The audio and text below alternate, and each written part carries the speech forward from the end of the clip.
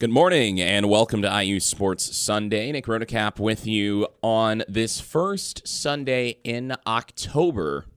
It's Indiana football's first bye week in the books, and wow. What a chaotic day in college football, especially in the Big Ten yesterday, in a game that directly impacts Indiana, albeit about a month from now. Want to start by talking about what in the world went on at the Rose Bowl yesterday. James Franklin and Penn State suffering one of the worst losses in Nittany Lion program history, as previously winless and leadless, having never held a lead, UCLA beats the 7th-ranked Nittany Lions 42-37. And it was a roll at halftime. It was 27-7 at halftime in favor of UCLA. Penn State lost to Indiana's next opponent, Oregon, and UCLA, also on Indiana's schedule, in back-to-back weeks. And I was talking to my dad about this yesterday. This is a twofold argument for Indiana here. One, Indiana football, 5-0 after the bye week, getting set for a trip to Eugene, Oregon, and we will get to that momentarily. Indiana goes into State College in early November. I believe it's November 8th, the week after the Maryland game, which could be a sneaky good game. Indiana goes into State College on November 8th.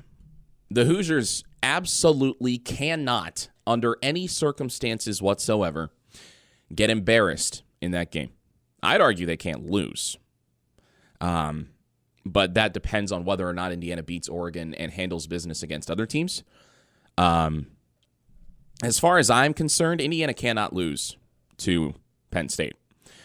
Part two of this argument is that Indiana might not even face James Franklin as Penn State's head coach when it goes to State College to take on the previously highly touted, now spiraling Nittany Lions. One of my friends on the IU football beat, Ian Plaskoff, fantastic follow on Twitter, he made a very interesting point comparing IU and Penn State's schedules and resumes from this season a couple of weeks ago, before each respective team played its first Power 4 game. He pointed out that if you look at the metrics, strength of record, which is not just strength of schedule, but also how teams have handled their opponents, basically the quality of football that they've played in relation to their opponents. So if you're beating up on cupcakes, then you do have a good strength of record because it's what you're supposed to do, that sort of thing. Penn State and Indiana had very similar strength of schedules and strength of records, and their opponents very similar in quality to begin the season. Penn State pretty much did the exact same thing Indiana did when it came to non-conference scheduling, which is to say it didn't really play anybody, and it beat the snot out of those teams. But unlike Indiana, it didn't get any flack for playing no-name teams. Penn State played Nevada, Florida International, and Villanova. So much like Indiana, two non-Power 4 FBS teams in Nevada and FIU, and an FCS team in Villanova. Penn State won those games 46-11, 34-0, and 52-6. Not too dissimilar to Indiana doing what it did against Kennesaw State and Indiana State. And we will get to Old Dominion. Oh, we will get to Old Dominion. But Penn State did the same thing Indiana did, and in its first ranked test, crumbled in the whiteout at home, losing to Oregon. Now, it is October 5th. We are 6 weeks into the college football season. Penn State is 5 games into its 12-game regular season schedule. The Nittany Lions still have not beaten a Power 4 team. And this is a program that was supposed to be all in on this year. Oh, they got questions to answer in State College. UCLA, a team that had not led for the entire season, goes in there handles business against Penn State. I'll tell you what, I spent some time on this show dunking on Nico Iamaleava, the UCLA quarterback whose transfer from Tennessee to the Bruins was highly publicized. But Nico, I tip my cap to you, sir. I tip my cap to you because you have become an agent of chaos on the field in college football, and we love chaos in college football. He looked like a completely different player yesterday. That UCLA team straight up beat Penn State, out-coached, outplayed, out-executed in front of a raucous crowd of approximately 8 UCLA football fans. I think there might have been more Penn State fans there than UCLA fans. I feel like this morning, a lot of the students in Westwood are going to wake up and say, huh? We have a football team? When did that happen? Oh, we beat Penn State. Is Penn State good? Oh, Penn State's really good. Wow. Because I remember covering IU football at UCLA last year, and there was very little fan turnout in favor of UCLA, which is a shame because the Rose Bowl is a beautiful venue. But to be fair, UCLA's program was in the dumpster, so I don't really blame the fans for not showing up. Now, this impacts Indiana because Indiana plays both Penn State and UCLA. The Hoosiers, of course, on a bye this week, which is one of the reasons I was able to watch most of that game, UCLA and Penn State. I also watched Purdue, Illinois, and I've got some advanced scouting on Purdue that we'll get to as well. But Indiana, you've got to at least go in, depending on what happens between now and early November. A lot can change, right? If you lose to Oregon, you have to beat Penn State if you're Indiana. Of course, you also have to beat Michigan State, UCLA, Maryland, Wisconsin, and Purdue. But you cannot lose to Penn State if you lose to Oregon. Because then there's going to be, oh, well, Indiana's 10-2, but they didn't really beat anybody. And people are going to gloss over the Illinois win. Because people are already glossing over the Illinois win. And saying, oh, well, maybe Illinois wasn't that good. Well, I've said my piece on that already. That you cannot be the same people, if you're the national media, simultaneously hyping up Illinois and then diminishing Illinois as soon as Indiana beats them. But that's what people are doing. That's what they've been doing since that game ended. So if Indiana loses to Oregon and say it's ugly, you've got to beat Penn State. Or maybe you could lose like Oregon lost to Ohio State, like 32-31. You got to hang at least, but you can't get blown out when you go into Happy Valley. But again, I've said it before. I don't know if I've said it on this show, but I've said it on the Hoosier Network's Pack the Rock podcast. I've said it in conversations with my dad, who I probably talk about IU football with the most. Penn State has not and continues to not scare me with Drew Aller as its quarterback and James Franklin as the head coach. I go back to 2023. 2023 IU football versus Penn State. And if you remember that game, that was a close game late in the fourth quarter. It was a one-possession game in the dying minutes before Indiana gave up a safety. It was 34-31. Or, excuse me, it was 31-24. Penn State took the lead in the final 3 minutes after the game was tied at 24. And Penn State almost lost to Indiana in a season where the Nittany Lions at the time were 6-1, and Indiana was 2-5 and 0-4 in the Big Ten. That was Tom Allen's final season. And Indiana hung with him in front of 107,000 people. Brendan Sorsby took a 25-yard sack for the safety. But that was a one-possession game in the final 3 minutes. And I know the powers that be will tell you, of course, a lot has changed in college football since then, and they'd be absolutely right. But two things have not changed, at least not yet, for Penn State. James Franklin is still the head coach, notorious for losing big games. And Drew Aller is still the starting quarterback, notorious for making boneheaded decisions in high-pressure situations in big games. I'm telling you, do not be surprised if Indiana goes into Happy Valley and dismantles Penn State. I will tell you right now, this is a month and 2 days, or a month and 3 days before the game takes place. I will tell you right now, do not be surprised if Indiana wins that game.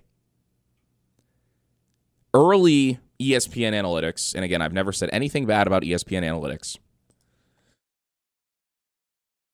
but right now it's the only predictor that the average person has access to. Indiana, according to ESPN's matchup predictor, has a 61.4% chance to win that game. It's over 60-40 in favor of IU on the road at Beaver Stadium in Happy Valley. I wouldn't be shocked if Indiana wins by 2 touchdowns. Now, this also has a domino effect on the rest of the Big Ten. There are a couple games. There was a ton of chaos yesterday. Texas losing to Florida, and, of course, Penn State losing to UCLA. 2 top 10 upsets. The Texas loss makes Ohio State's win over the Longhorns look less impressive. And I know it was week 1, so it's kind of a crapshoot as far as the quality of football that you're actually going to see, since college football does not have a preseason. But Ohio State only beating Texas by 7 points when when I've said that Texas is fraudulent and Arch Manning is not good. Ohio State's win looks less impressive, but at the same time, the Buckeyes have dominated pretty much everyone else they've played. So I don't really know that Ohio State's going to get knocked, because the Buckeyes are clearly, once again, one of the most well-rounded teams in college football. Shocker, I know. But Texas losing to Florida makes Ohio State's best win look a little less good. And, of course, Penn State losing to UCLA also makes you wonder, oh, well, why did Oregon take them to overtime? And my answer to that would be that it was a whiteout. And it was a huge game, and Oregon had to travel across the country going east, which means you lose sleep. And we've seen West Coast teams struggle when they go east. Now, I will point to Indiana's trip to the Rose Bowl last year and say, teams can go from east to west and win by a lot. Indiana did it last year. And I know we might be comparing apples and oranges since it's a different season and UCLA's got a different coaching staff now that Deshaun Foster has been fired. But Indiana went east and won convincingly. That game was 42-13. Never really in doubt. Penn State tried to come back, but when you're down 27-7 at halftime to a team that has nothing to lose, it's tough. And I'm not making excuses for Penn State. Penn State, after they host Northwestern on my mom's birthday, October 11th, 3:30 on Fox Sports 1, Penn State, in a 3-game stretch, goes to Iowa, visits Ohio State, and then hosts Indiana. There is a very real chance Penn State loses all 3 of those games. At Kinnick, at the Shoe, at home against Indiana. Back-to-back games. Consecutive games, I should say. I mean, I don't see any guaranteed wins on that slate. And I understand, oh, well, Iowa might not be that good. Iowa's a pretty good team, man. And when they play at Kinnick, they can hang with anybody, as they showed when they hung with Indiana. So again, that's why I say there's a chance Penn State could fire James Franklin before Indiana goes to Happy Valley. Now, of course, Indiana and Oregon. 3:30 on CBS just announced yesterday that College Game Day will join the party. I will be in Eugene on the call for WIUX Student Radio. I have the privilege of going out there with some of my student media friends. All of us are seniors now, but this is the same crew that has covered football the last couple of years. I was at the Rose Bowl with most of those folks last year, actually. And I will be on the call at Autzen Stadium. Preliminary forecast is 60 degrees and rainy, which I guess is normal for this time of year in the Pacific Northwest. This has the potential to be the biggest win in IU program history. Oregon, as we have established, as has been the status quo under Dan Lanning, always a great team in the regular season. Dan Lanning has turned Oregon into a regular season world beater. I know you keep saying regular season. Well, Oregon, of course, won the Big Ten championship game and then got the bye in the CFP last year, and the Ducks fell flat on their faces at the Rose Bowl against Ohio State. That was an ugly game. And as it turned out, Ohio State ended up being the best team in college football last year. But Oregon, for most of that game, did not put up a fight. In the regular season, though, the Ducks are a different beast. Oregon has not lost at Autzen Stadium since November 2022, when Washington went in there and beat them. And who was the quarterback for Washington in that game? Former Indiana Hoosier Michael Penix. Who was the head coach for Washington in that game? 2019 Indiana offensive coordinator Kalen DeBoer. Indiana is the only Big Ten team to ever win at Autzen Stadium. And I know you're going to say, well, Washington's in the Big Ten. No, that was a Pac-12 game between two Pac-12 teams. We do not count that, and you shouldn't either. Indiana beat Oregon back in 2004. Jerry DiNardo coached that team. That was a very puzzling game. And I was looking at the box score because I had heard some horror stories. That game was played on September 11th, 2004. Indiana beat Oregon. Oregon was ranked 24th in the nation at the time. Indiana won 30-24. The Hoosiers led 23-0 at halftime. The funny thing for me, there are a lot of funny things about that game that I'm sure some of you may remember. I was less than 1 year old at the time, so I do not remember. I would have been about 10 months old, I think. Oregon committed 7 turnovers, 4 fumbles, 3 picks. The Ducks outgained Indiana 495 yards to 198. Indiana also committed a pair of turnovers. And the Ducks had 21 first downs to Indiana's 12. This is the name BenJarvus Green-Ellis. Ring a bell? It was Indiana's running back in that game. Part of an Indiana offense that rushed 53 times for 127 yards. That's not very efficient. That is not very efficient. BenJarvus Green-Ellis, though, 29 carries for 91 yards and a TD. He was a workhorse in that game. He was a workhorse. Indiana's quarterback, Matt Lovecchio. That is a name that doesn't even ring a bell for me, because that Jerry DiNardo coach team was actually not very good, even though they won 3 games in 2004, I believe, and 2 of them were against ranked teams. I want to fact check that, of course. Indiana went 3-8 in 2004, and at least one of those wins would have been against a ranked team because Oregon was ranked at the time. The other win that Indiana had over a ranked team was over 24th ranked Minnesota at Memorial Stadium, winning that game 30-21 before losing its final 3 games of the season consecutively to Illinois, Penn State, and Purdue. A game where Purdue put up 63 points in West Lafayette. 1-7 in Big Ten play, and the only win came against a ranked Minnesota team. So all that is to say, Autzen Stadium is a very difficult place to win. It is deafening. When that place gets rocking, there are few places louder than it in all of college football, despite its capacity being very similar to Memorial Stadium here in Bloomington. Autzen is a hostile environment, not too dissimilar to Kinnick Stadium. Now, I don't have anecdotal comparisons yet, although I will in a couple weeks, of what the environments are like at Kinnick and Autzen. But if Kinnick is any indication, then Indiana is going to have to make some adjustments to its game plan if it wants any chance of winning at Autzen Stadium. Because you cannot do what you did in Iowa against Oregon. It's not going to work. And I'll tell you why after this. You're listening to IU Sports Sunday on WGCL. Back here on IU Sports Sunday, Nick Rotocap with you on this first Sunday in October. We're talking about before the break how Indiana is going into its second consecutive hostile environment, going from Kinnick Stadium, home for the bye week, and then to Autzen Stadium in Eugene, Oregon. College game day will be there, boots on the ground. Reese Davis and the crew.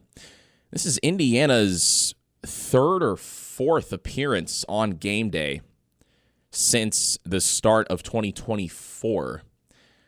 Off the top of my head, Washington, Ohio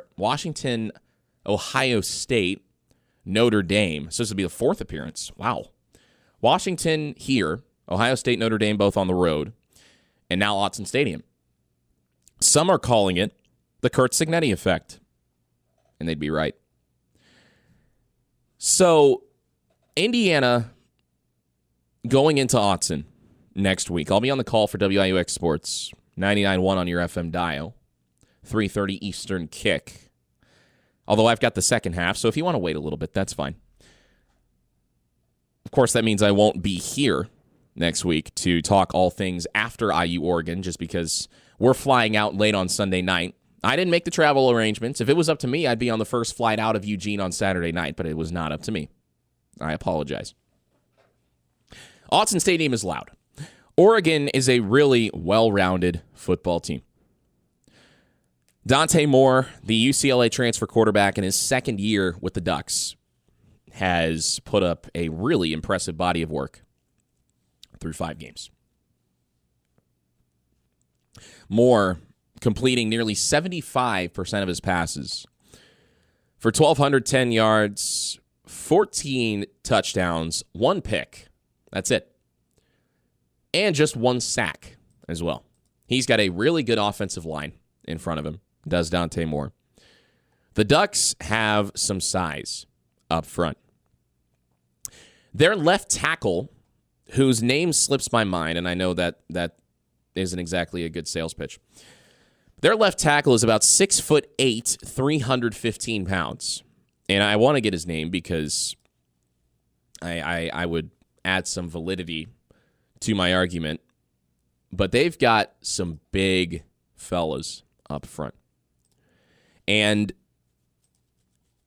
this is going to be one of Indiana's biggest tests of the year from now until the end of November for sure in the trenches, much like Iowa was. And Indiana's interior D-line did a really good job in the run game, especially against Iowa.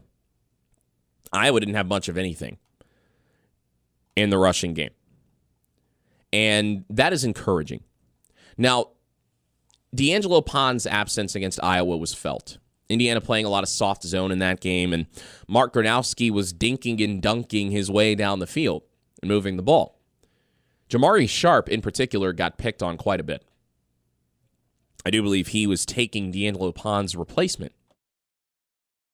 Or, excuse me, he was taking D'Angelo Pon's place at defensive back. I don't know exactly what Pon's injury was or is. I would expect that that'll be one of the first questions asked of Curt Cignetti tomorrow.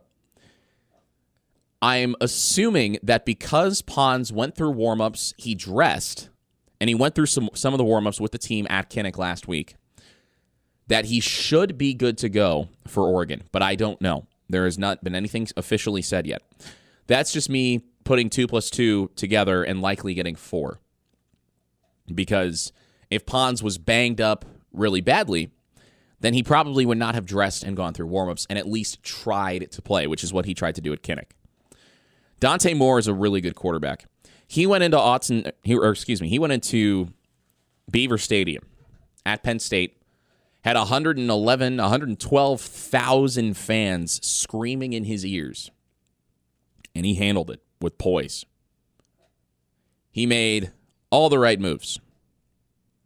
Led Oregon to a statement win over Penn State that now looks like a little bit less of a statement win. But hey, it's a win on the road in a hostile environment, and as we know, those are hard to come by in the Big Ten. In any power conference, really. Florida State saw that against Virginia a couple of weeks ago. Oregon also has a very interesting rushing attack. D'Air Hill, Jaden Leamer, Noah Whittington all have at least 180 rushing yards. The Ducks will also use the likes of Jordan Davison and Jay Harris as well. They will not use Mekhi Hughes, the Tulane transfer, who was one of the better running backs in the country at Tulane and couldn't even crack the top 3 on Oregon's depth chart. But Jordan Davison is their red zone back for the Ducks. Davison, 23 carries, an average of 4 yards per carry flat, a long of 9 yards, but 7 touchdowns. 7 of Oregon's 15 rushing touchdowns have come from Jordan Davison. Dante Moore has a pair. The quarterback, Jaden Leamer, has 3. D'Air Hill and Noah Whittington also have 2. And then in the receiving game for Oregon, you've got a couple of unique targets here for the Ducks. DeCorian Moore, a true freshman out of Duncanville, Texas, has emerged as a star for Oregon. He leads the team in receptions with 19 yards, 296. He's got a pair of receiving touchdowns. Also, one to keep an eye on is the tight end, Kenyon Sadiq. Sadiq is an athletic freak. He's 6'3", 245. That's what I'm saying. Oregon's got size. They've got a lot of size, a lot of mismatches. Kenyon Sadiq near the top of that list. Because are you going to put a linebacker on him in coverage? I mean, that's really the only option you have with a guy like that. But also, of course, when he's that big, that physical, he can block too. And he's Oregon's third leading receiver. 15 catches for 204 yards and 3 touchdowns. So, Oregon is one of the most well-rounded teams in the country, for my money. Serious size in the trenches as well on both sides of the ball. And it's going to be a huge, huge test for Indiana. Because what Oregon brings to the table that Iowa did not is a competent offense. I would say that defensively, both teams are pretty similar, just as far as the talent and the coaching. Iowa's defense was really good against Indiana. It took a missed tackle from a defensive back. So it took a missed field goal first and then a missed tackle to decide the game. But outside of that, Iowa's defense was really good. And I think that's what you're going to see from Oregon as well. Although if Drew Aller can put up over 20 points, then it shows that the code can be cracked, I guess. Although it took Aller until the fourth quarter. It took Penn State until the fourth quarter with Aller leading the offense. So Oregon has a competent offense. Not just a competent offense, a very good offense, actually. I should put more respect on them. Because Oregon's offense is really freaking good.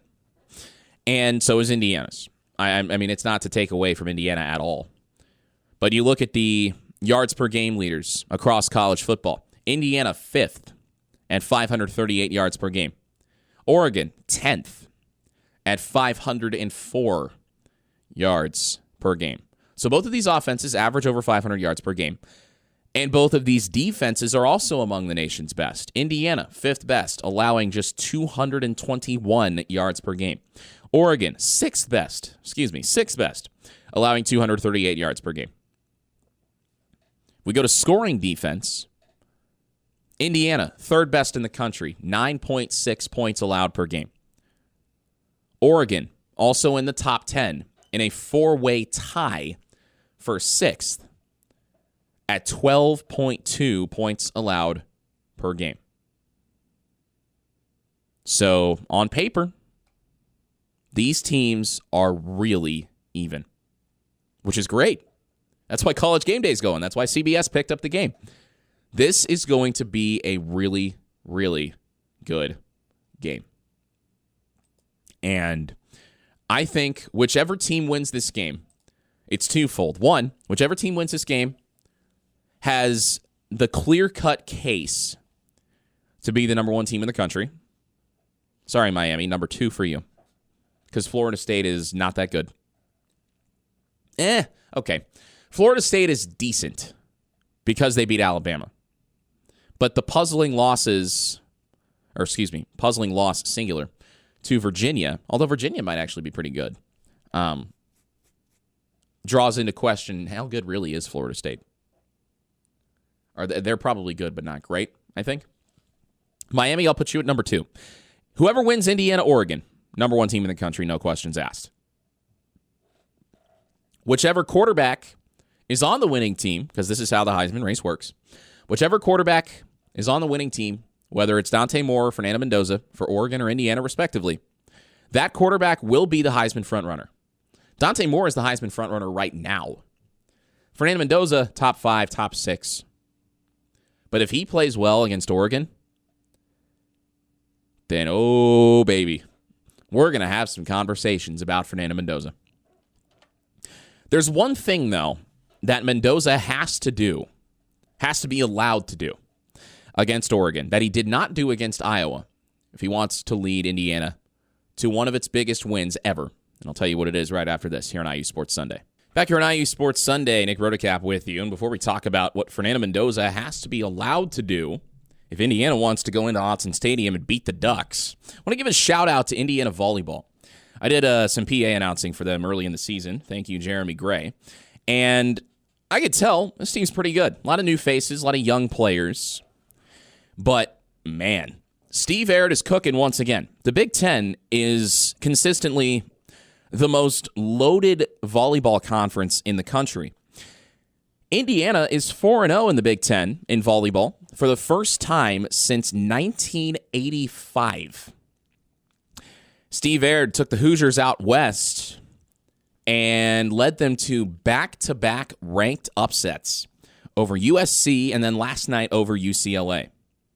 Indiana beating UCLA in 4 sets, losing the first set 25-20, and then winning the next 3 consecutive sets. Watch out for Indiana volleyball. They're trying to make the NCAA tournament for the first time since 2010. They've come close the last couple of seasons, but those big-ticket wins often eluded them. Well, perhaps now they've got them. Perhaps Indiana volleyball is mounting a charge toward the NCAA tournament. Shout out to Steve Aird, great coach. IU volleyball at Wilkinson Hall. Always a fun experience. I've called a couple volleyball matches each over the last handful of years with Big Ten Plus, and I'm always amazed by the atmosphere at Wilkinson Hall. It seems like it'd be a tough place to play if you're a visitor, although I wouldn't know what that feels like because, well, I tapped out of organized Division I sports after I turned 15 or 16. Couldn't hit a slider. I could not hit a slider. I could hit curveballs, but I couldn't hit sliders. Back to Fernando Mendoza. Against Iowa, Curt Cignetti said after the game, Mendoza was not allowed to audible at the line of scrimmage. It was because of the noise. They couldn't do it. There were a couple of plays, both I believe on 4th and short. Seems like it'd be a running situation. Iowa recognized that because, well, they're well coached. So they put 8, 9 defenders in the box. And what did Indiana do? They ran straight into the box and got swarmed. I think it was Roman Hemby both times. I don't even think Hemby got back to the line of scrimmage on either occasion. You could tell from the press box, oh, this is a run situation. Iowa's got a million guys in the box, so this is where if you're Fernando Mendoza, you should check out of the run. Slant, wide receiver screen, shoot, even a counter, I don't know. But don't run straight into the group of 8 or 9 defenders that want to kill you. Mendoza needs to be allowed to audible against Oregon because otherwise, Oregon's defense is going to make his life miserable. If Oregon sees something pre-snap where they're like, oh, this is a run, this is a pass, and Mendoza cannot change the play at the line of scrimmage, Indiana's offense is going to be stuck. High leverage situations, 3rd and short, 4th and short, forget it. You're talking momentum swinging, tackles for loss, sacks, things of that nature, all of which you do not want in chunks on the road. Also, not only does Mendoza need to be allowed to audible by Curt Cignetti, but also Indiana's offensive coordinator Mike Shanahan needs to open up the playbook because Indiana's play calling against Iowa was very vanilla, and I was critical of Shanahan's play calling on Twitter. On the record, I'm on the record saying that it seemed like Indiana was scheming with its tail between its legs against Iowa. Run on 1st down, maybe run on 2nd down, either run or short pass, and then on 3rd down, if it's 3rd and short, you're running. If it's 3rd and long, you're trying to pass. That was pretty much every drive for Indiana. You cannot be that vanilla in your scheming. Where's an end around to Omar Cooper? Where's a go ball either to Omar Cooper, E.J. Williams, or Elijah Surratt, all of whom have extraordinary pass-catching ability, as we've seen. Let Mendoza air it out. But that brings me to Another point of contention for Indiana after Iowa that is going to have to be shored up against an equally physical, if not more so, defense in the Oregon Ducks. You cannot be a turnstile at right tackle.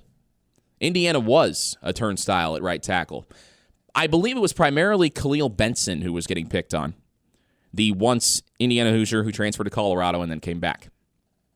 By the way, you'll see another former Indiana Hoosier in the O-line for Oregon. Matthew Bedford is the backup right guard for the Ducks. If Indiana's offensive line is a turnstile like Khalil Benson was at right tackle for Indiana against Iowa, then Fernando Mendoza is going to be running for his life a lot, which I know he's used to because of his time at Cal, but you'd want him to be in the pocket and have the time to let his receivers get downfield. Because if he does, then you're talking about those contested catches with Surratt, Cooper, and maybe E.J. Williams. And Mendoza has shown the ability to, when he has time, put the ball in places where only his receivers can catch them. Now, that off-platform interception across the middle against Iowa was puzzling, but I don't think that's a mistake Mendoza is going to make again. Because he's a guy who strives for perfection, and he's told us as much in his interviews. Very excited to have the opportunity to go out to Autzen Stadium and call this game for WIUX Sports. Whew, it's going to be fun. College game day there. 4th time they're featuring Indiana in the last year and a half. Is that good? Somebody tell me. You can hit me on Twitter at Nick Rodecap, NickRodecap. You're listening to IU Sports Sunday. Back here on IU Sports Sunday, Nick Rodecap with you. I want to give a shout-out to Indiana's Week 1 opponent. I intentionally did not mention Indiana's win over Old Dominion in the cupcakes section of Indiana's resume, because I don't think Old Dominion's a cupcake at all. I don't think the Monarchs are any slouch. Old Dominion yesterday put a 47-7 beatdown on Coastal Carolina. Yeah, I know Coastal Carolina is not very good, but 47-7. After dominating Liberty 21-7 in a game where the Monarchs gained nearly 500 yards on offense. Old Dominion's wins this season have been by 48, 19, 14, and 40 points. That's pretty decisive. Colton Joseph, Old Dominion's quarterback, who rushed for a pair of 75-yard touchdowns against Indiana, accounted for 5 touchdowns yesterday. Tell your friends, Old Dominion, 1, deserves to be ranked, 2, is a CFP contender. If they win the Sun Belt, if the Monarchs win the Sun Belt, they are going to the CFP. You can book it. James Madison, also a Sun Belt contender. Well, Old Dominion and James Madison play each other at JMU in a couple of weeks. That game could very well have CFP implications. Tell your friends, tell the AP to rank Old Dominion, because I'm telling you, that Indiana win over ODU is going to look very good at the end of the season. I said it after week 1. I have said it repeatedly, and I will continue banging the drum. Old Dominion is a good team, and they could win the Sun Belt, and they could make the CFP as the 12th seed. So if Indiana beats Oregon, or hangs tough against Oregon, and beats Penn State, that ODU win might be the needle mover. In the eyes of anybody, might be one of the needle movers, in the eyes of anybody who says, oh, Indiana hasn't played anybody. By the way, if Indiana beats Oregon, I can't wait for somebody to try to say, oh, well, Oregon barely beat Penn State and lost to Indiana, so maybe Oregon's not good. It's going to happen. The goalpost moving, I'm ready. I'm ready for it. And you should be too. I'm tired of it, but I'm ready for it. And since I'm ready for it, it can't hurt me anymore, and it can't hurt you either. Because if you expect it, it's not going to come as a surprise. And all you can do is laugh. But Old Dominion, good team. Very good team. They've got Marshall, then JMU, App State. By the way, App State beat Oregon State yesterday. Yikes. ULM, Troy, Georgia Southern, and Georgia State. I think Old Dominion could very well go 10-2, 11-1, and maybe, just maybe, make the CFP. You're listening to IU Sports Sunday. Back here on IU Sports Sunday, Nick Rodecap with you. Now, I'm going to propose an idea, one that may come as a shock to some of you. Now, bear with me.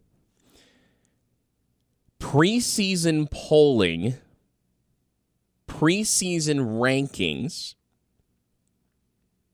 are useless. I know.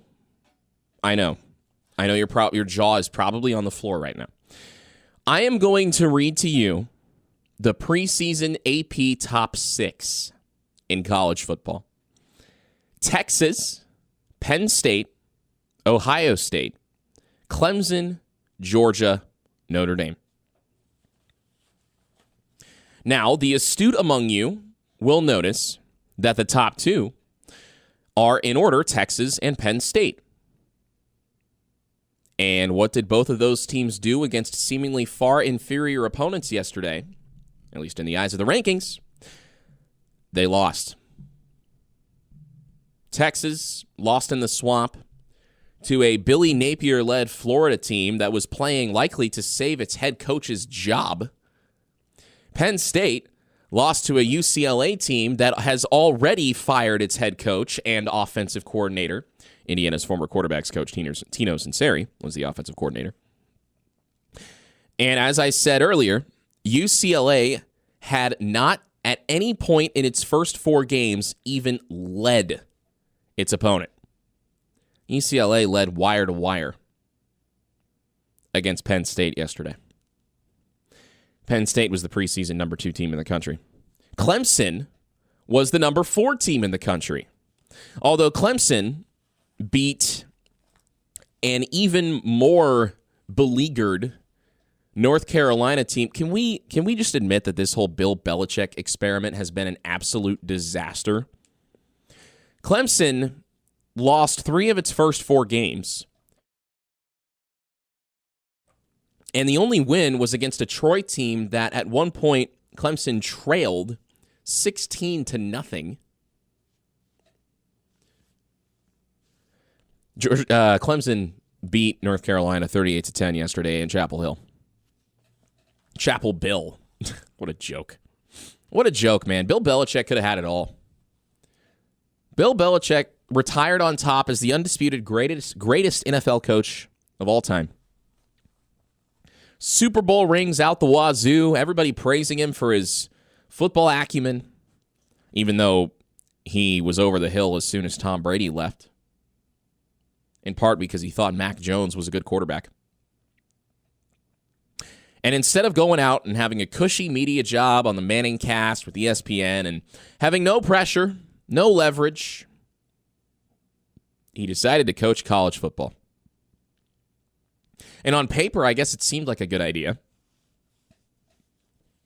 You take a struggling program, bring in one of the greatest minds to ever grace the game of football, and, he has a 24-year-old girlfriend who seemingly is meddling in every aspect of his life, making everything about her, and not to mention the product on the field is just awful. I took a walk around Bloomington the night that UNC opened the Bill Belichick era against TCU. I was listening to that game, and I'm thinking to myself, man, it sounds like TCU is just having their way with UNC, and that's exactly what happened. There was a UNC student who got interviewed on the ESPN broadcast of yesterday's Clemson beatdown of the Tar Heels. And she said, I was at the TCU game. That is one of the saddest moments I've had in college. I'm paraphrasing her. And she said she's failed multiple midterms, so that's saying something. I thought that was pretty funny. Congratulations, Bill Belichick. You are now college football's equivalent of multiple failed midterm exams. Yikes. By the way, I have a midterm on Tuesday. I should probably study for that.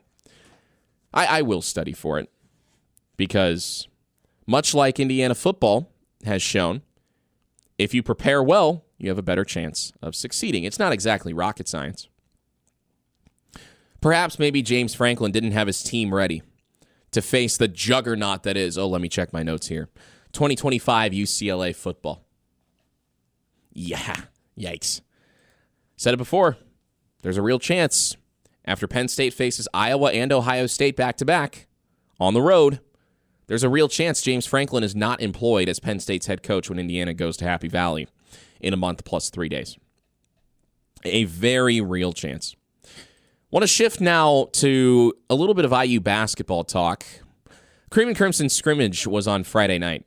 Hoosier Hoops on Kirkwood was on Thursday night. By the way, that looked freaking sweet. I was not there. I was not at Hoosier Hoops on Kirkwood. Part of me regrets not going, but also I was watching the Cubs. I'm a Cubs fan. Been a Cubs fan my entire life. I was a fan before 2015. There's a picture of me at Wrigley Field in 2014 when the Cubs lost about 90 games. I was a Jeff Samardzija fan. I was watching the Cubs instead of being at Hoosier Hoops on Kirkwood. But I heard it was great. Trent Sisley made a shot from above the balcony, or on the balcony above Five Guys.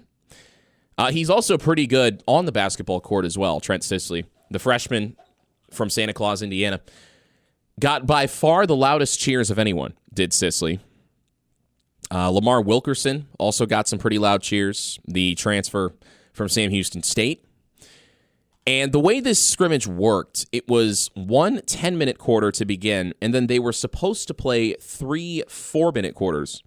Though after the final 4-minute quarter began, Josiah Miles looked like he had cramps in both of his legs, and they cut the scrimmage short. So it was a little over 3 quarters in total. And from what I saw, I'll be covering IU basketball this year for Inside the Hall as a writer. And what I saw on the floor, a team that'll play fast. They're going to shoot a lot of threes, which is kind of what we expected to be the case, just based on the roster profile and also the way they played in Puerto Rico in those exhibition games. 2 against the world-renowned Mega Superbet. I mean, yeah, that's pretty on the nose. I guess it's good that American sports haven't gotten there yet, where teams are just named after sports books or whatever. But I saw a team that's going to shoot a lot of threes and that is not going to be very physical in the paint. The weird thing about this roster is that they don't really have a true big fella in the way that Indiana teams of the past under Mike Woodson had a big fella. Sam Alexis, 6'9", 240. Reed Bailey, 6'10", 230, but he wasn't playing in the post very much. Neither was Alexis. Trent Sisley, Josh Harris, each are 6'8", 225. Andre Achimovic, a freshman from Bosnia, 6'10", 240, but he's kind of been getting bullied on the floor physically. He's not there yet. He will probably redshirt. But that's really all the size Indiana has. There's not like a Malik Renew, which might be a good thing. There's obviously no Trace Jackson Davis type player. Not an Umar Ballo. No Langdon Hatton. Langdon Hatton, what a pull. No Dallas James. No. They don't have a true big man. So my concern is that maybe this team is going to be a team that just chucks up a lot of threes and doesn't ever try to get into the paint. Because you could say even Tucker DeVries, 6'7", 225. They got a lot of guys listed as forwards, but they don't really get downhill very much. Tucker DeVries shot a lot of threes. Lamar Wilkerson shot and made more threes than anyone else. By my unofficial stat count, there were no official stats kept, so we had to do it all just by eyeballing it. Lamar Wilkerson had 17 points in the scrimmage. He led all scorers. He made 5 of his 8 3-point attempts. Very confident shooting from all 3 levels. As expected with Wilkerson, because I watched him play against Indiana when he was at Sam Houston State last year. I called that game for WIUX, and I could have told you then, this guy is really good. One of the best players in the league for Sam Houston State the last couple of years. Sam Alexis had 12 points on 6 of 6 shooting. Tayton Connerway the only other player by my count in double figures, 10 points, an assist, and a block. So what you're going to see is a team in this year's Indiana under Darren DeVries. They're going to run. They're probably going to press a lot on defense. They're going to play with urgency, and they're going to shoot a lot from outside. Now, if you think back, one of the big knocks on Mike Woodson's teams was that they couldn't shoot. They couldn't make threes consistently. They were one-dimensional. And I think Darren DeVries is going to be the complete opposite of that from a philosophy standpoint. I think he's going to encourage his guys to shoot a lot. Are they going to make a lot of shots? I don't know. And that's the concern I have, is that if, say, you're on the road, shots aren't falling, what are you going to do? Are you going to try to be physical? You're going to try to bang it in down low? Because you don't really have any guys who can do that. Maybe Sam Alexis, but from what I've heard, he's not actually that good. Maybe Reed Bailey, but he's 6'10", 230, and he looks like kind of, I guess, the closest NBA comparison I'd have for him is like a Pascal Siakam from his play style. I don't know. He doesn't strike me as a guy who's going to back down the opposing big man, get into the paint, and be super physical with him. There's just not a lot of size on this team, on the interior. I don't know what they're going to do to shore that up. They've got the exhibition against Marion a week from Friday. I'll be on the call for that on Big Ten Plus. So 2 of the biggest broadcasts of my career coming 6 days apart. Wow. I'll take it. I'm not complaining. It'll be interesting to see how they go about things against Marion. Obviously, Marion, this is an exhibition. You don't want to put too much stock in anything that you see. But also, of course, before the end of the month, Indiana plays an exhibition at Gainbridge Fieldhouse against Baylor. I think that is obviously going to be a better indication, given that Baylor, Power 4 opponent. Marion, I think D3, maybe NAIA, I'm not sure. I think they're NAIA, are the Marion Knights, coached by Pat Knight. So I'm interested to see what DeVries does if Indiana needs to score in the paint, because there's not a lot of size on this team, and that seems to be kind of the consensus, is that if Indiana is forced to go into the paint a lot with this roster as it stands right now, might be in trouble. So that's something to keep an eye on. Now, also to keep an eye on the injuries, because Indiana hasn't played a game yet, and they've got 4 guys who were absent from the scrimmage. They only had 11 healthy players, which included 2 walk-ons. Ian Stevens, one of the walk-ons, was featured most predominantly. Also there was Trice Grensing, a walk-on, a freshman from the state of Tennessee. But the 4 guys they are without, 13 scholarship players, 4 of them were unavailable: Jason Drake, Alexa Ristich, Josh Harris, and Nick Dorn.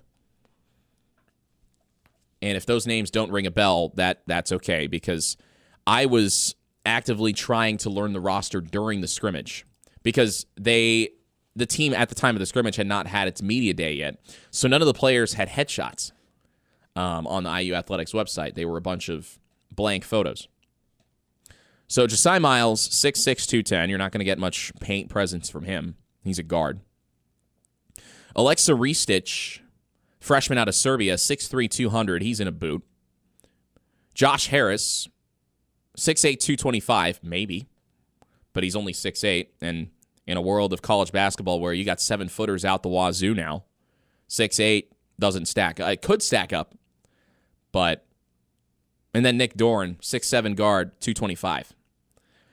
Not a very physical bunch there. But the thing that concerns me, it seems like every other player on this Indiana basketball team was in a walking boot. And Darren DeVries acknowledged that earlier in the week. He said that basically Indiana is a walking boot manufacturer's best friend right now. as far as the men's basketball team is concerned. I really hope that doesn't carry over. Nick Dorn is probably the first to return. He had a foot surgery in the offseason. As for Ristich, Drake, and Harris, I don't know. But I do remember walking around Memorial Stadium before classes started. This would have been in mid to late August, and I saw Alexa Ristich, and he was in a boot then. That was a month and a half ago, and he's still in a boot. So either that means he's trending towards not being in a boot, or there's a serious injury there, but you never want to speculate with those. It is concerning, though, because, again, you haven't even played a game yet. First regular season game isn't for a month. So you've got time, but it's almost like Cliff Marshall never left. Cliff Marshall, the former much maligned strength and conditioning coach of Indiana basketball, was, in the eyes of a lot of people, the reason why Indiana couldn't make free throws last year and the year before that and the year before that. Indiana last year, I believe, was bottom 5 in the Big Ten, about 73% free throw shooting. Not good. And we've been over this on this show before. Got to make the free throws. In this day and age of college basketball, you got to be able to shoot from outside. I mean, just look at what Florida did last year playing in the SEC, a conference where scoring was not exactly hard to come by, and they made it work. So I am interested to see what Darren DeVries brings to the table, X's and O's wise. Obviously, in the scrimmage and in these exhibitions, they're not going to show too much. That's by design. Remember, last year in an exhibition, Indiana beat Tennessee in Knoxville in a game that was basically just a glorified practice. Coaches aren't going to be drawing on the whiteboard much during scrimmages because you don't want to put anything on tape for your opponents later on. I will, though, commend Darren DeVries for his connecting with the fan base.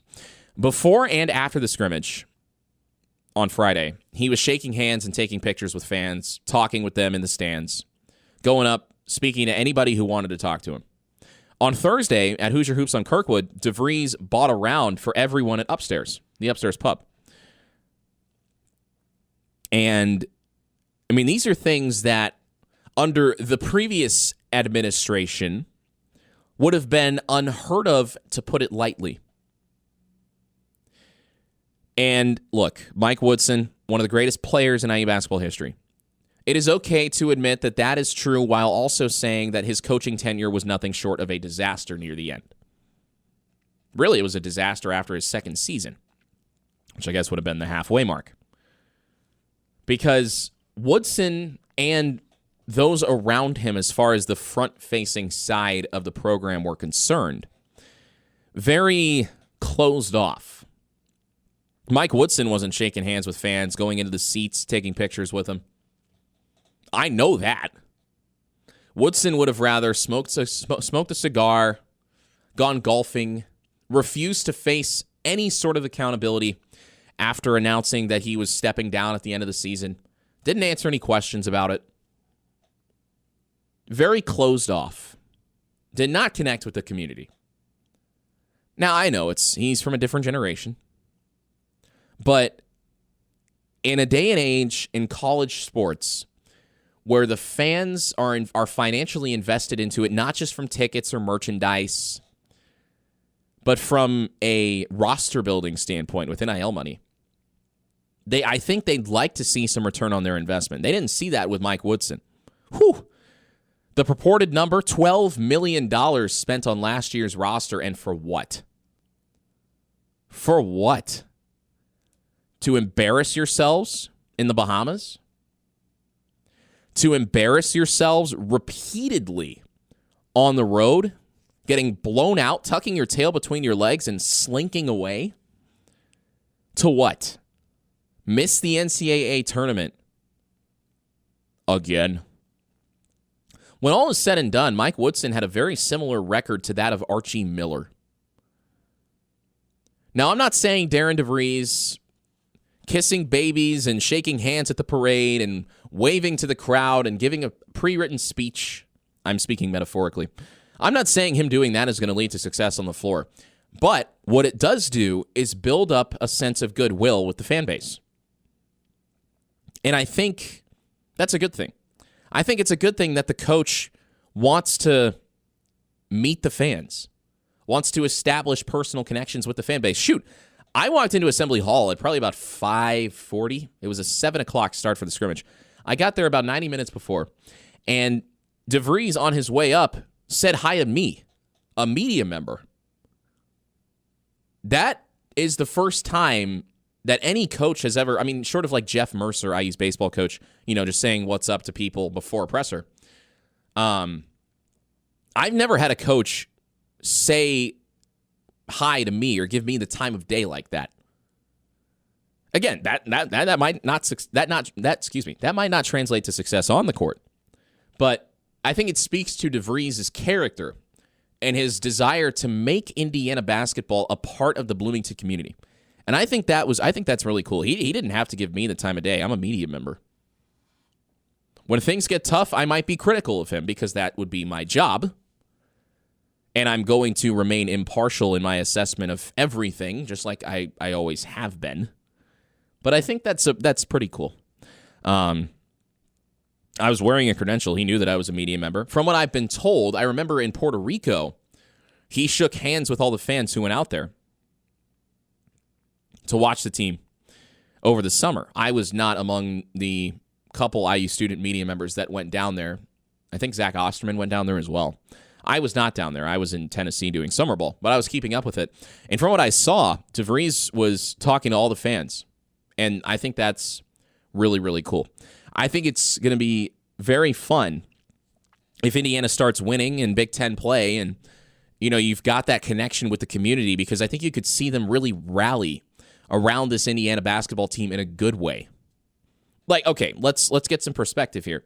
This team has not made it to the Sweet 16 in over a decade. Actually, I think it's about a decade at this point. I think it was 2016 was the last time. Before that was 2013. They haven't made the Elite Eight since 2002. So you're expecting national championships because that should be the standard. You're expecting deep postseason runs for a good reason. And I think when things went south with Mike Woodson, there was so much sour sentiment built up after years and years of futility. And I think people, they voted with their wallets. They stopped showing up to the games. The students chanted "Fire Woodson," and there was a sense of apathy and resentment, and it was ugly. But if Indiana basketball gets off to a hot start this year, enters Big Ten play with some momentum, I think you're going to see the community rally around this team. I think you're going to see raucous atmospheres at Assembly Hall again. I think you're going to see student support because word of mouth gets around. Oh, DeVries bought around it upstairs. Oh, did you see Trent Sisley make that shot from the Five Guys balcony? That was cool. Maybe we should go to a basketball game again. And I'm a senior. I saw the highs of the Woodson era, my freshman year with Jalen Hood-Schifino and Trace Jackson Davis. And the student support then was great. Everybody likes a winner. Just look at Indiana football. But when it got bad, it got really bad really fast. So I do think it might take a little bit of time. But if they've already gotten off to a great start. And if they continue that on the floor in the first, say, 2 months of the season, I think the results could be surprising in a good way. So cautiously optimistic about Indiana basketball this year. You're listening to IU Sports Sunday. Back here on IU Sports Sunday, Nick Rotocap with you. I, yesterday, spent IU's bye week in West Lafayette, watching as Purdue and Illinois played what can only be described as a defense-optional version of football. The teams combined for nearly 1,000 total yards. Woo! Yeah. Like I said, defense optional. Purdue did not win. Illinois wins, 43-27. Illinois scored 27 points in the second quarter. The one takeaway I have from that game is that while Purdue is better than last year, which the bar was in hell, not saying much, While Purdue is better than last year, they are still not good. They shoot themselves in the foot repeatedly. The offense is sometimes a victim of its own ways, and the secondary is terrible. Purdue's secondary is really bad. Luke Altmaier averaged 17.7 yards per completion yesterday. He completed 19 passes for a career-high 390 yards. Illinois star wide receiver Hank Beatty, who Indiana completely shut down, by the way. Hank Beatty, 5 receptions for 186 yards. That's a career high for him. And a touchdown. He averaged 37.2 yards per reception.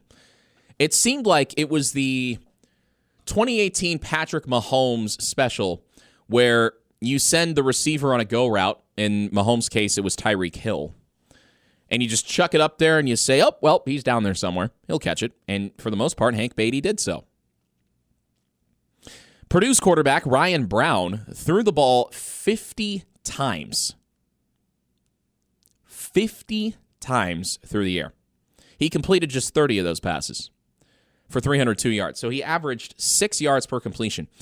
And that kind of validates what I saw just by watching the game in person. He was dinking and dunking it all over the place.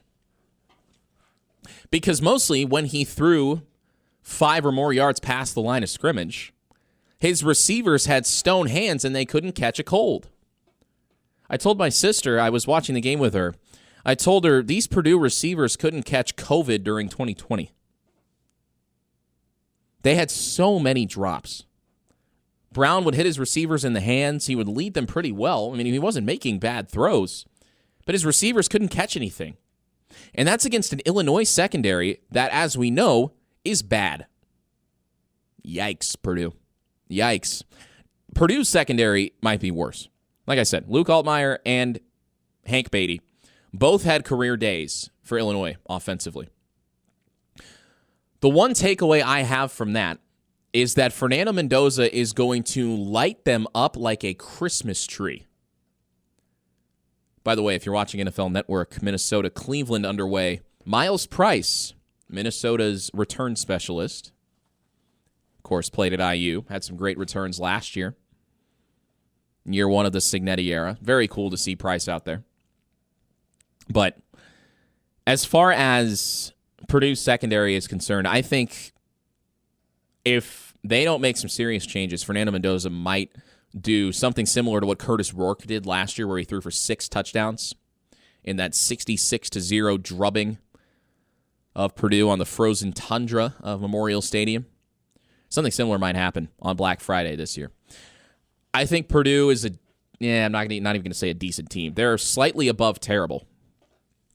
So that game in West Lafayette, I mean, you give them maybe a touchdown or two because it's in West Lafayette, and it'll be the bucket game. It'll be a night game. But I think, Indiana probably wins that game, say, 49-17 or something. And even then, 17 might be giving Purdue's offense too much credit because they were not very good. Their defense was terrible. Luke Altmaier carving them up, which is funny because Indiana did the same to him. So that's the advanced scouting report on Purdue. We'll talk a little bit more Oregon after this here on IU Sports Sunday. Back here on IU Sports Sunday, Nick Rodecap with you. I just found James Franklin's buyout number. Penn State's head coach, much maligned after back-to-back losses, one at home to Oregon in double overtime and one on the road to the perennial power that is UCLA football. James Franklin's buyout is $50 million. Ooh, Indiana fans, you thought Tom Allen's buyout was bad. His buyout was $20 million, and they negotiated it down to $15. James Franklin's buyout is $50 million. You know what that says to me? Sounds like Penn State is stuck. Stuck in limbo. Because I know Penn State is a powerful institution.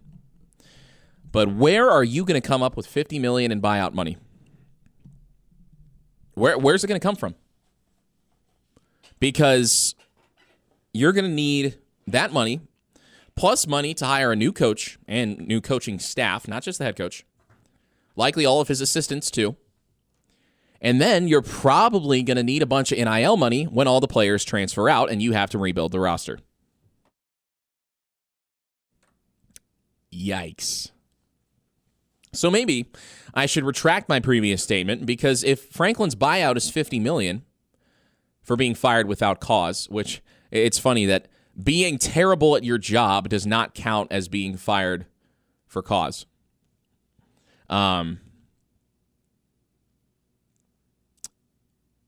If his buyout is that much, I think he will be employed when Indiana goes to Happy Valley.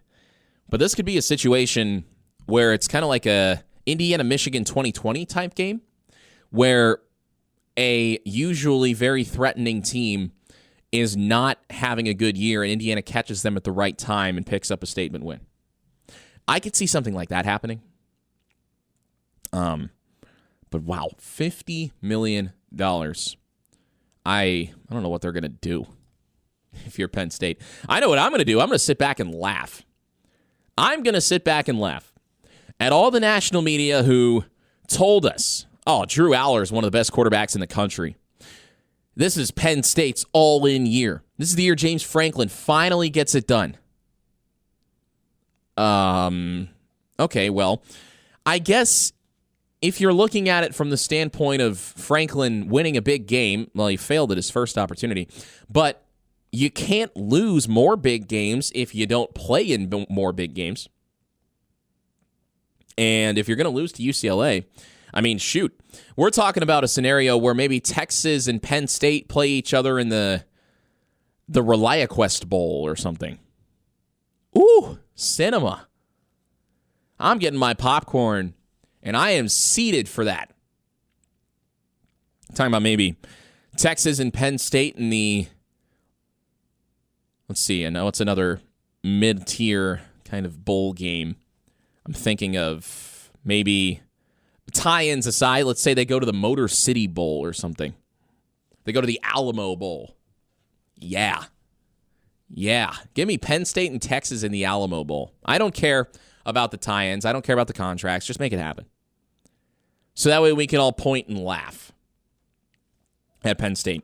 Because I had to be told, I mean, as we saw in the preseason poll, Texas was 1, Penn State was 2.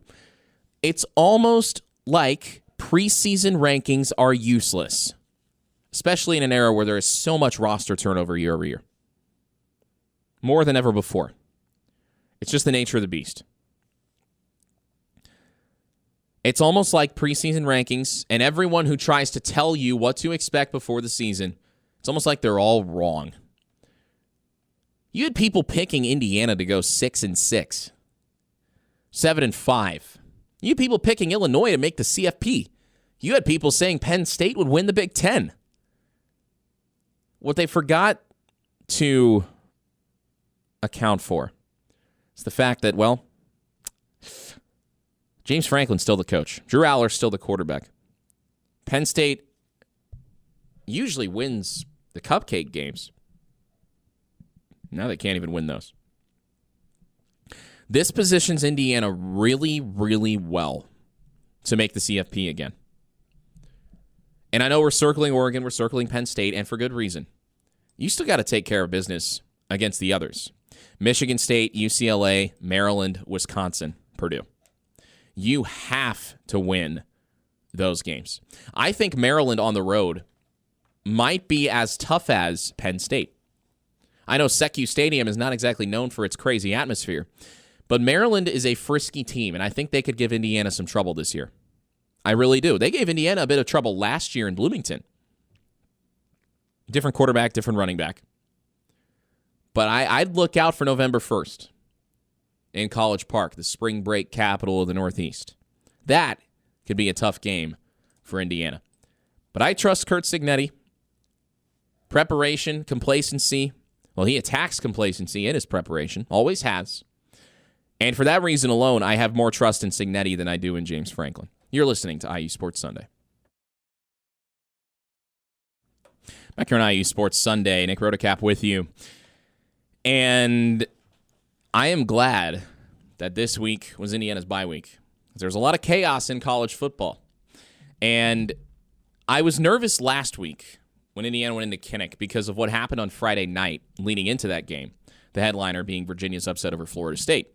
And I texted my dad and I said, that doesn't bode well for Indiana at Kinnick. Sure enough, Indiana almost lost that game. But I think the timing of that kind of game was good for Indiana because, yeah, you could argue the Michigan game last year was in a similar vein. It had the same final score, 20-15. But that game for Indiana was it was different because it was in Bloomington. The crowd was on Indiana's side. In Iowa, it was not, and Indiana still found a way to get it done.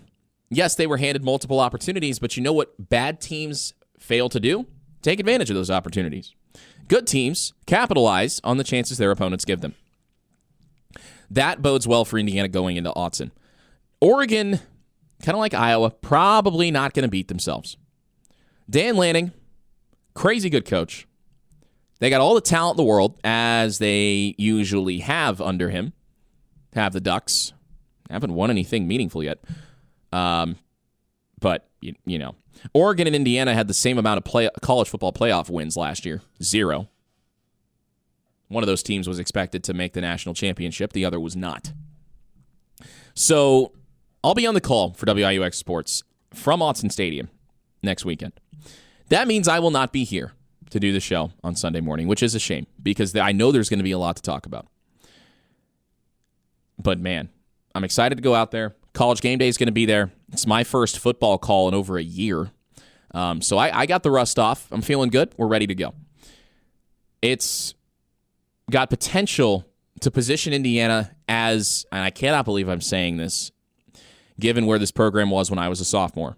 It's got potential to position Indiana as the number one team in the country and one of the favorites to win the Big Ten. I say one of because I think Ohio State is the best until proven otherwise. I think Ryan Day finally getting over the hump has done something in the minds, in at least my mind. What a world we live in, where Indiana football has a chance to be the number one team in the country in a season where fans are in attendance. That is incredible. Autzen Stadium, very loud. Indiana's going to have to play sound, fundamentally. Fernando Mendoza is going to have to audible at the line of scrimmage. He's going to have to be allowed to audible. He can't make boneheaded throws over the middle when both feet are off the ground, like he did against Iowa. And if Oregon makes any mistakes, Indiana has to capitalize. Because if it's the other way around, Indiana makes mistakes, turnovers, big losses, that Autzen Stadium crowd is going to get really hostile really fast. That's going to do it for IE Sports Sunday this week. Thank you so much for tuning in. Colts Raiders, 1 o'clock, right here on WGCL. Pre-game coverage beginning at noon. And I'll be there. I'll be at Lucas Oil Stadium to watch Danny Dimes spin the rock. And Adonai Mitchell, I got some words for you, young man. Hold on to the football. The less said about that, the better. That always makes me upset. You're a professional football player, and you cannot hold on to the ball all the way into the end zone. You're taught to do that so many times. I mean, did Jonathan Taylor teach him nothing? I don't know. I don't talk NFL. I just want the Colts to win because I'm a Colts fan. I've always been a Colts fan, and we deserve some good quarterback play. I think we found it, but of all people, Daniel Jones? I don't think anybody would have expected that. You've been listening to IE Sports Sunday right here on WGCL.